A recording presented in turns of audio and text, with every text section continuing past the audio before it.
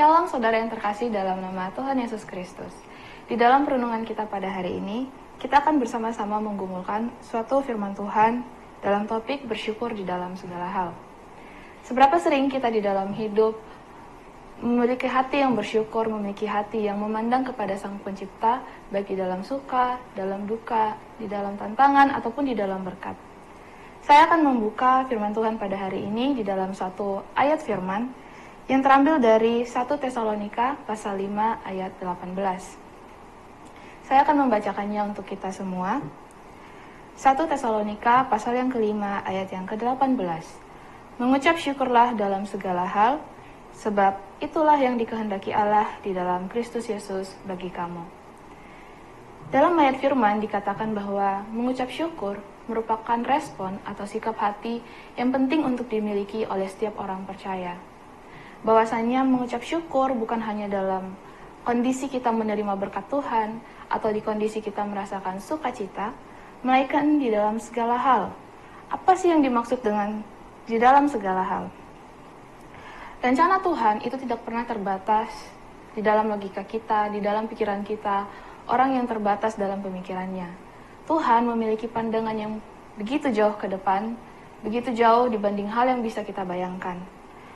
Kadangkala Tuhan menggagalkan hal-hal yang kita pandang berharga, hal-hal yang kita rencanakan, karena Tuhan memiliki rencana yang lebih besar untuk kita, orang-orang yang dikasihinya. Saudara-saudara yang terkasih, ada beberapa hal mengapa hati yang bersyukur akan memberikan dampak positif di dalam hidup kita. Yang pertama adalah sehat secara jasmani maupun rohani. Di dalam Amsal pasal 17 ayat 22, dikatakan bahwa hati yang gembira adalah obat yang manjur, tetapi semangat yang patah mengeringkan tulang.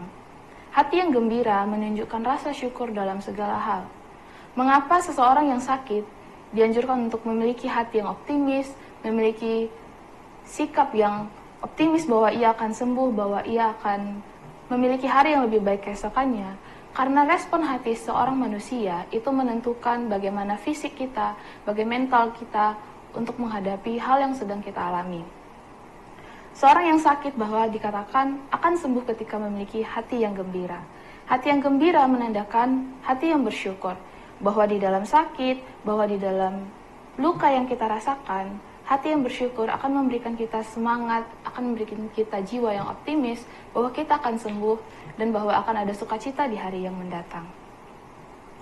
Yang kedua, saudara-saudara yang terkasih, yaitu multiplikasi. Seperti yang telah dilakukan Yesus, memberikan makan 5.000 orang hanya dari 5 roti dan 2 ikan. Kita melihat di dalam kisah ini, dalam Alkitab dikatakan bahwa murid-murid Yesus memiliki pandangan yang sedikit pesimis. Apakah mereka saat itu bisa memberikan makan 5.000 orang yang ingin mendengarkan firman Tuhan? Namun dari kisah ini, yang kita semua tahu, Yesus memiliki sikap yang optimis. Melihat 5.000 orang tidak mengecilkan iman Tuhan Yesus Kristus. Dan bahkan dari seorang anak yang memberikan 5 roti dan 2 ikan, dihasilkan begitu banyak makanan dan bahkan bersisa. Hati yang bersyukur, hati yang optimis, hati yang melihat hal baik di hari depan akan Tuhan, itu memberikan kita kesempatan untuk memultiplikasi berkat. Bahkan bisa memberkati orang banyak, bukan hanya diri sendiri. Yang ketiga adalah bonus rohani.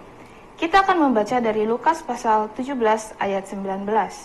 Lalu Yesus berkata kepada orang itu, "Berdirilah dan pergilah, imanmu telah menyelamatkan engkau." Ketika kita memiliki iman, ketika kita tidak hanya memandang kepada berkat, melainkan kepada Sang Pemberi berkat pun, kita akan melihat bahwa di dalam kesukaran yang kita alami, di dalam masa sulit yang kita alami, ada bonus rohani yang akan Tuhan berikan. Bukan berarti bahwa di sini kita memiliki fokus kepada berkat saja. Namun ketika kita memiliki hati yang terarah pada Yesus, terarah kepada Tuhan Sang Pemberi berkat, kita akan menyadari bahwa segala rancangan Tuhan itu tidak pernah mendatangkan hal yang membuat kita kesulitan. Dan bahkan di dalam Alkitab dikatakan bahwa segala hal yang kita alami itu tidak pernah melebihi atau melampaui kekuatan kita. Saudara-saudara yang terkasih, percayalah bahwa Tuhan selalu memberikan hal yang terbaik bagi kita, bahwa Tuhan tidak pernah ingin menjatuhkan kita. hal-hal yang kita alami saat ini, hal-hal yang mungkin membuat kita menangis, membuat kita meratap, sesungguhnya di hari esok akan ada hal baik yang Tuhan berikan. Akan ada bonus rohani yang Tuhan berikan. Ketika kita meminta kekuatan kepada Tuhan, tentu saja tidak serta-merta Tuhan memberikan kekuatan kepada kita, melainkan memberikan beberapa ujian, beberapa kondisi yang membuat kita sulit. Justru melalui hal-hal ini kita bisa belajar sikap hati yang kuat itu tidak secara instan kita terima, melainkan melalui suatu proses. Hal-hal seperti ini yang sebaiknya kita pahami sebagai orang percaya dan sebagai orang yang terkasih dalam Yesus Kristus. Bahwa dalam segala hal yang kita alami, segala hal yang kita jalani, itu semua di dalam rancangan Tuhan. Kita juga akan belajar dari dua kisah, yaitu yang pertama adalah kisah Ayub. Kisah Ayub ini sering sekali dibagikan kepada kita, baik di sekolah minggu, di gereja. Sering dikatakan bahwa Ayub adalah seorang yang saleh, seorang yang berbakti, seorang yang percaya kepada Tuhan. Tapi kenapa sih seorang Ayub yang begitu baik, yang begitu saleh, menerima tantangan yang begitu besar? Tidak serta-merta kehilangan harta yang banyak, tidak serta-merta kehilangan ternak, namun seorang anak-anak yang begitu ia kasihi dan bahkan keluarga yang begitu ia jaga, ia turut kehilangan semuanya pada saat itu. Kita bisa lihat bahwa ujian, tantangan yang kita hadapi itu adalah suatu misteri ilahi. Bukan hanya orang-orang yang hidup dengan cara tidak benar yang memiliki atau menghadapi rintangan, melainkan orang-orang saleh pun menghadapi rintangan. Dari kisah Ayub, kita bisa melihat bahwa sebelum Ayub bersyukur, sebelum Ayub memiliki respon yang baik, ada masa-masa di mana Ayub mempertanyakan, Tuhan, kenapa aku mengalami semua ini? Kenapa Tuhan mengizinkan aku menjalani semua ini? Ia telah hidup dengan cara sebaik mungkin yang Tuhan ajarkan, tapi kenapa sih Tuhan mengizinkan hal yang begitu sulit dialami oleh Ayub? Bahkan sakit, dijauhi teman-temannya, dijauhi, bahkan ditinggalkan oleh istrinya. Kita bisa tahu teman-teman, saudara-saudara yang terkasih, bahwa rancangan Tuhan benar-benar adalah misteri ilahi. Tidak pernah terbatas di dalam pikiran kita yang sangat dangkal ini. Sehingga jika hari ini terdapat di antara kita yang bergumul dalam suatu hal, mungkin di malam hari kita menangis, di siang hari kita tertawa, di malam hari kita meratap, di siang hari kita bersukacita. Percayalah teman-teman, saudara-saudara, segala hal yang kita lalui hari-hari ini di dalam rancangan Tuhan, dan tangan Tuhan tidak pernah meninggalkan kita. Kisah terakhir yang akan saya bagikan terkait dengan kisah Rasul Paulus di dalam Perjanjian Baru. Kita sama-sama tahu bahwa Rasul Paulus pernah dimasuk dalam penjara karena hal yang bahkan bukan salahnya, melainkan hal yang dipandang salah oleh orang-orang yang menolak Yesus. Di dalam penjara, Rasul Paulus bahkan menuliskan beberapa surat untuk beberapa jemaat di kota-kota tertentu dan untuk murid yang ia ajarkan. Di dalam penjara, Paulus mengajarkan dan menuliskan surat yang berisi bahwa ia begitu bersuka cita, ia begitu bergembira hati, bahkan di dalam kesesakannya, di dalam penjara, ia masih diberikan kesempatan untuk mengabarkan, mengajarkan firman Tuhan kepada orang-orang. Lalu bagaimana dengan kita? Apakah di masa sekarang ini kita lebih sulit dari Paulus? Atau kita lebih mudah dari dari kondisi yang dihadapi oleh Paulus? Dan apakah kita sudah memiliki hati yang begitu besar untuk menerima keadaan seperti Rasul Paulus? Kita akan bersama-sama membaca bagaimana respon hati Paulus di dalam menghadapi kesukarannya yang terdapat di dalam Filipi, pasal yang pertama, ayat yang ketiga hingga seterusnya. Paulus mengatakan bahwa, aku mengucap syukur kepada Allahku setiap kali aku mengingat kamu. Kamu di dalam hal ini adalah jemaat-jemaat yang dilayani oleh Paulus dan muridnya. Setiap kali aku berdoa untuk kamu semua, aku selalu berdoa dengan sukacita. Seseorang yang berada di dalam penjara berdoa dengan sukacita. Apakah kita memiliki hati yang sama? Apakah kita misalnya di dalam penjara atau di dalam kesukaran bisa berdoa dengan sukacita atau berdoa dengan menangis?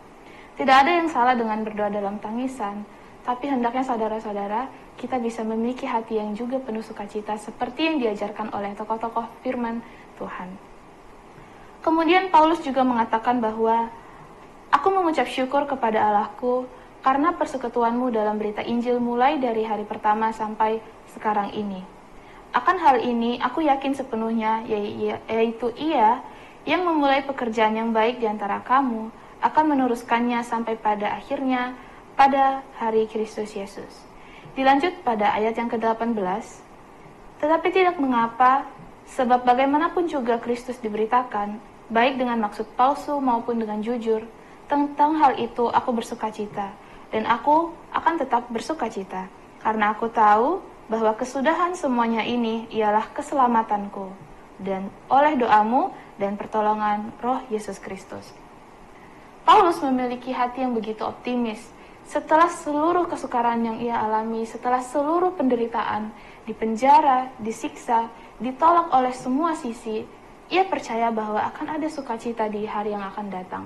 Akan ada keselamatan dan surga yang diterima dari Yesus Kristus. Mari kita saat ini, orang-orang yang percaya, memiliki hati yang optimis, memiliki hati yang penuh rasa syukur menghadapi segala hal, sehingga hati kita terarah pada Tuhan, Sang Pemberi berkat. Kiranya firman Tuhan pada hari ini dapat diresponi dengan baik oleh hati kita semua dan dapat menjadi rema untuk kehidupan kita sebagai orang yang percaya. Saya akan menutup firman Tuhan pada hari ini dalam satu kalimat, bersyukur bukan hanya saat kita menerima berkat, tetapi juga ketika kita menghadapi tantangan.